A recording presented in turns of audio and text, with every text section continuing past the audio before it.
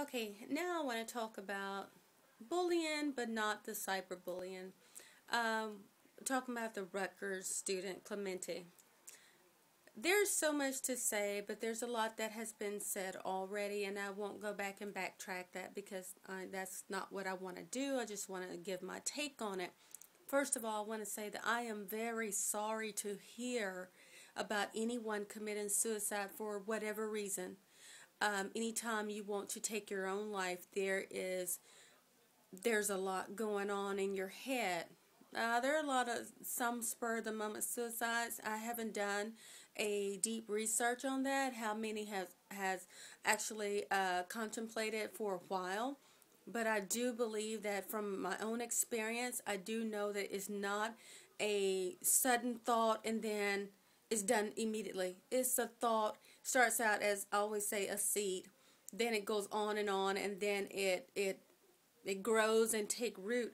Now, some takes a deeper root than others, but anyway, it's not something that just happens overnight. So, with that being said, I feel for the pain that a person is experiencing before they actually go through it, because it is something that I feel that is in your heart for a long time, or in your mind and your spirit. However, it is manifested. I know that it's some struggle and it's some pain. So, with Clemente, first of all, jumping from the bridge, whatever way of suicide. But I look at different ways that people commit suicide. When you jump to your death, you know that is deep and it's painful.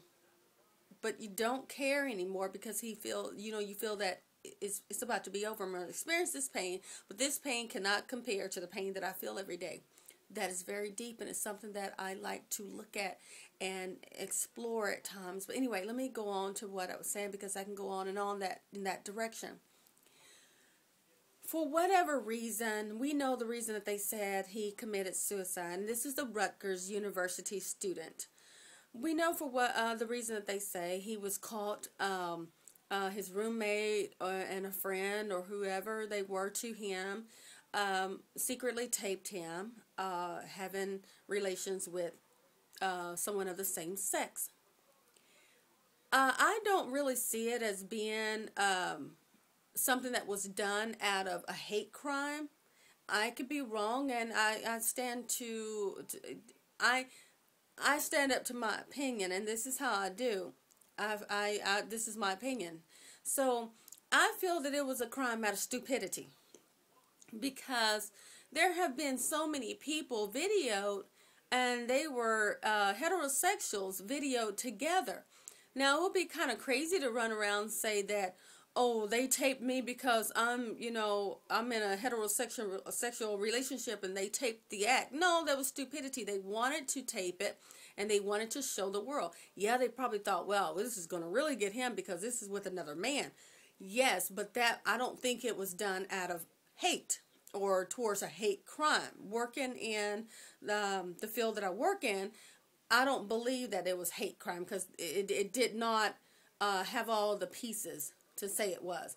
Like I said, it was college students who were stupid and once again used technology in a negative way and caused someone to go over the brink and commit suicide. Whatever, I don't condone anything that is against the Word of God. Do we do things that are against the Word of God? You bet. Have I done things? Yes, I have. Am I proud of it? No. But I know God forgives. And I've learned that I don't have to live up to what you think I should be. I live up to what I think God would have of me, even when I fall short, because you don't have a heaven or a hell to put me in. And I always say that to people. You can't put me in heaven or hell. This is between me and God. So anyway, whatever lifestyle someone chooses, that is between them and God. Do we want people to choose the right thing? Yes. Is it unnatural to have affection for the same sex? Yes, it is. It is unnatural. It is unnatural to want to be a serial killer. It is unnatural for a lot of things to go on. So while we get offended when people say certain things are unnatural, I don't know. I don't know why we get so offended, because it is what it is.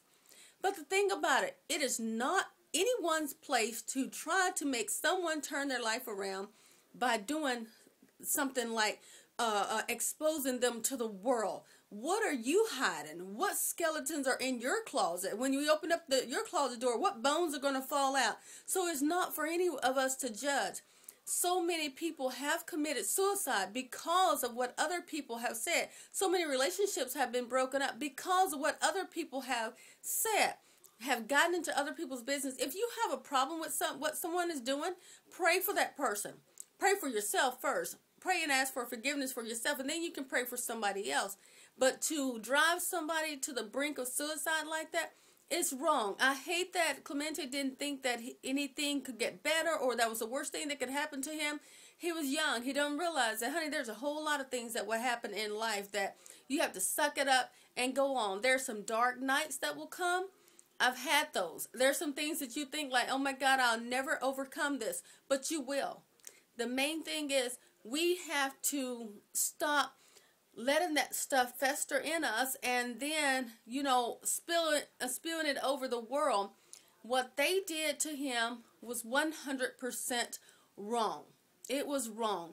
But I would like to say again, I feel it was an act of stupidity and not anything against him being gay personally.